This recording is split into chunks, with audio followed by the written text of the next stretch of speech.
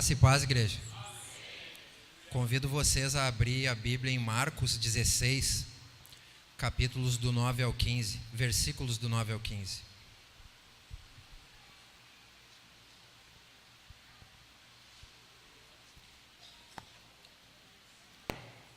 Quando Jesus ressuscitou na madrugada do primeiro dia da semana, apareceu primeiramente a Maria Madalena, de quem havia expulsado 7 demônios.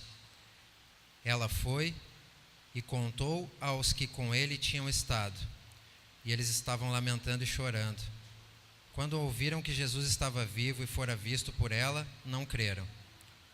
Depois Jesus apareceu noutra forma a 2 deles, estando eles a caminho do campo. Eles voltaram e relataram isso aos outros, mas também neles não creram. Mais tarde, Jesus apareceu aos 11, enquanto eles comiam, censurou-lhes a incredulidade e a dureza de coração, porque não acreditaram nos que o tinham visto depois de ressurreto. E disse-lhes: vão pelo mundo todo e pregue o evangelho a todas as pessoas. Amém. Esse texto ele é bem conhecido por nós, né?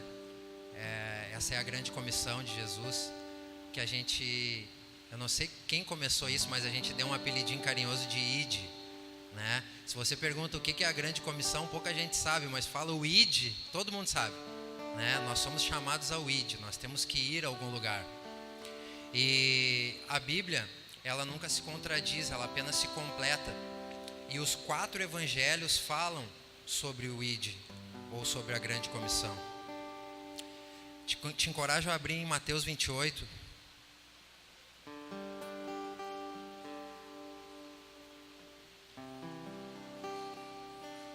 Mateus 28, 19 diz assim, ó: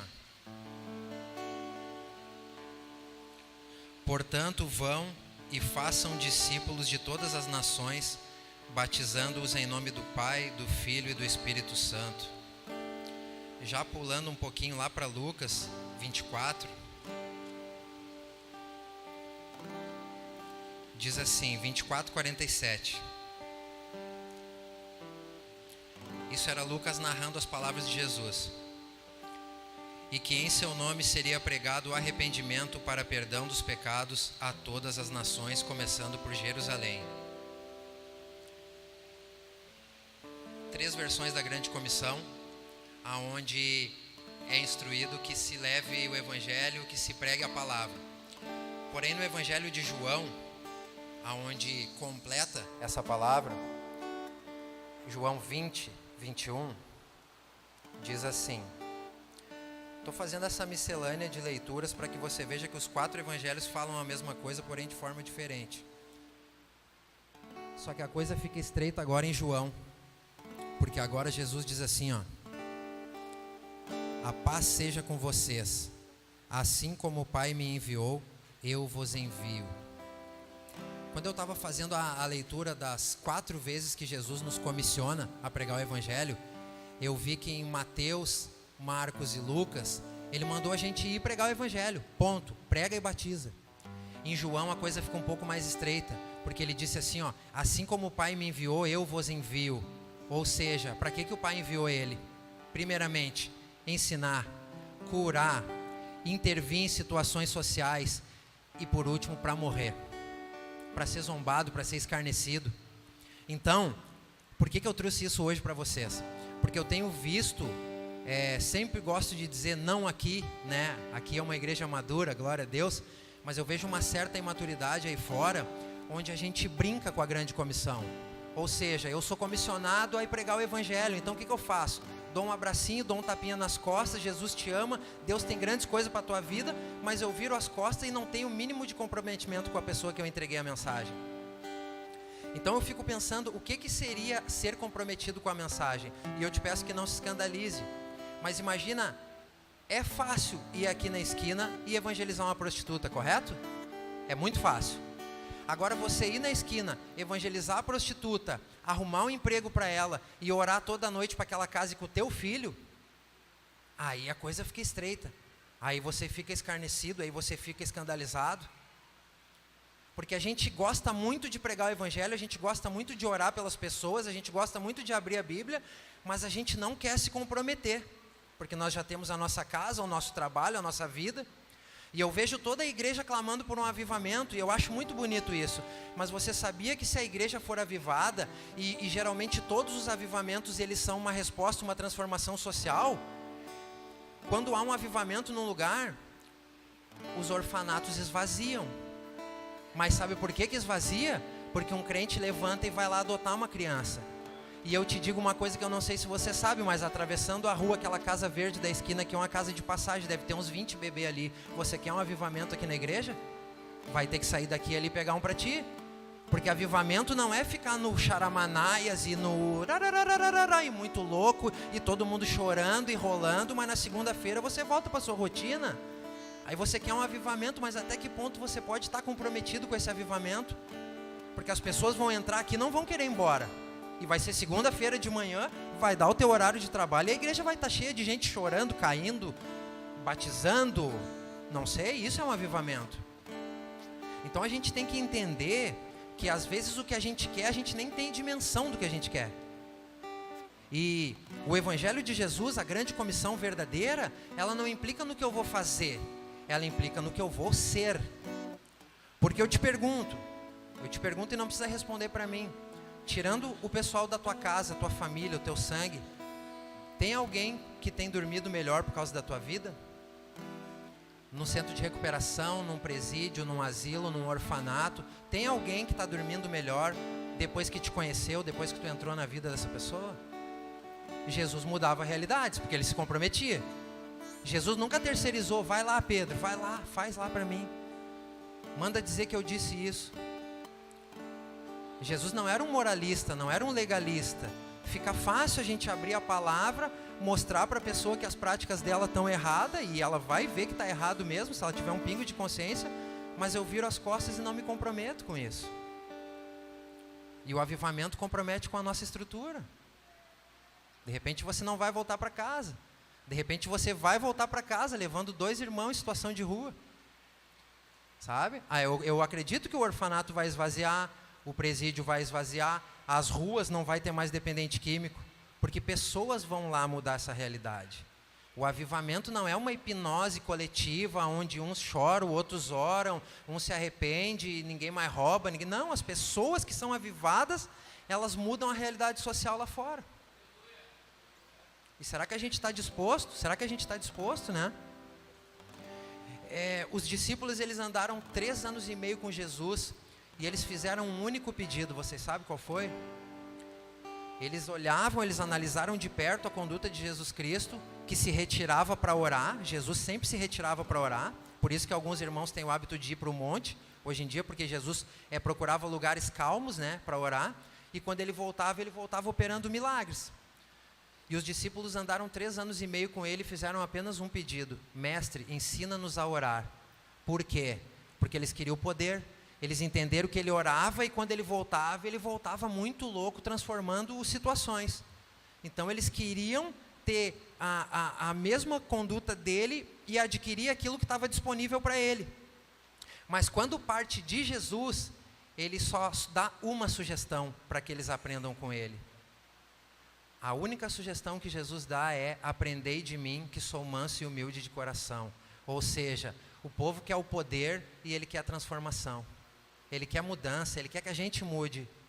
Ele não quer que eu vá ler Bíblia, dar tapinha nas costas, entregar panfletinho. Ele quer que eu mude, porque a gente não dá o que não tem. Eu vou evangelizar o quê? Eu vou lá falar o quê? Eu vou decorar 3, 4 versículos, vou lá dizer aquele jargão de crente que Jesus te ama e vai fazer grandes coisas. Ninguém mais aguenta isso aí. As pessoas querem te ver comprometida com elas. Francis Chan, um pastor norte-americano, ele dizia: ame todas as pessoas a ponto delas ficar se perguntando por quê. Você tem que amar as pessoas para ela pensar assim: o que esse cara está me amando? Me conheceu ontem, eu não tenho nada para oferecer, eu sou um desgraçado, eu sou um pior dos piores, e essa pessoa está me amando. Isso convence. Porque a gente tem o hábito de ir lá, dar um tapinha nas costas: Jesus te ama, vai na minha igreja, Avenida Brasil 315, e volta para casa com o sentimento de missão cumprida, né? Fiz o ID, né? No apelidinho que a gente botou. E aí, se o cara vem no culto, então domingo tu fica maravilhado, ganhei uma alma para Jesus. Fui lá, evangelizei o cara e o cara veio mesmo. Só que na verdade, eu acho que Deus olha para baixo e isso é uma brincadeira de casinha gospel. Isso aí, se a gente for olhar assim, se muda a realidade social mesmo, não muda nada. Não muda nada. Então, tenho orado por isso. Uma das minhas orações tem sido para que realmente o Senhor me capacite, primeiro me dê entendimento e depois me capacite para ser relevante dentro do que Ele está fazendo. Porque às vezes a gente acha que está fazendo grandes coisas e não está fazendo absolutamente nada, está se movimentando infantilmente dentro daquilo que Deus está fazendo. E eu digo mais, o Senhor não precisa de mim, não precisa de ti, porque se eu não fizer, Ele vai lá no time inimigo e pega um e levanta para fazer. Vocês lembram de Saulo de Tarso? Perseguidor da igreja? O que o povo não estava fazendo, o que os discípulos, os apóstolos não estavam fazendo, ele foi lá e pegou um cara do time inimigo, virou a camisa dele, deu outro uniforme, disse, agora tu vem. E o cara escreveu a maioria do Novo Testamento. O que o cara fez assim, ó, não é pouco. O cara é referência para a nossa vida até hoje. E era do time inimigo. Então, se o Luiz Otávio não fizer, o Senhor levanta um transexual, um traficante, para fazer o que eu não estou fazendo, porque eu estou iludido na minha brincadeirinha gospel, de cristão que serve, de cristão que tem intimidade. Estava lendo hoje à tarde,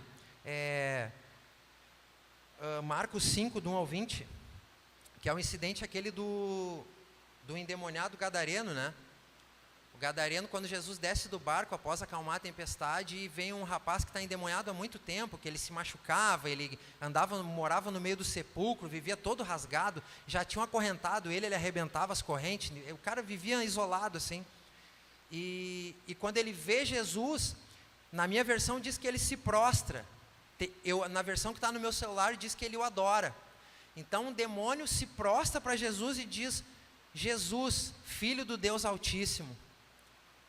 E quando Jesus pergunta quem tu é, ele diz, eu sou a legião, ou seja, não era eu acredito que seja 7 ou 14 ou 21 demônios, era um monte de demônio dentro de uma pessoa, mas quando vê Jesus, se prostra e adora. Jonathan Edwards dizia que, há 300 anos atrás, ele dizia que nas igrejas, muitas pessoas estão adorando no mesmo nível dos demônios. Por quê? Porque vocês viram, é bíblico, os demônios viram Jesus se prostrar e adoraram. E eu não tenho dúvida que todo mundo aqui dentro adora. Só que a gente adora, e a única diferença que nós temos dos demônios é que nós temos a capacidade de nos modificar e de amar. Demônio não ama. Demônio não tem como se transformar, ele já é um anjo caído, essa é a realidade dele, não tem um upgrade, não tem um plus.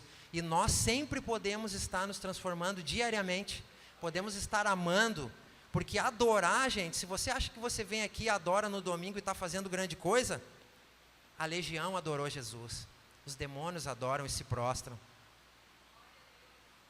Então, quero encerrar com vocês,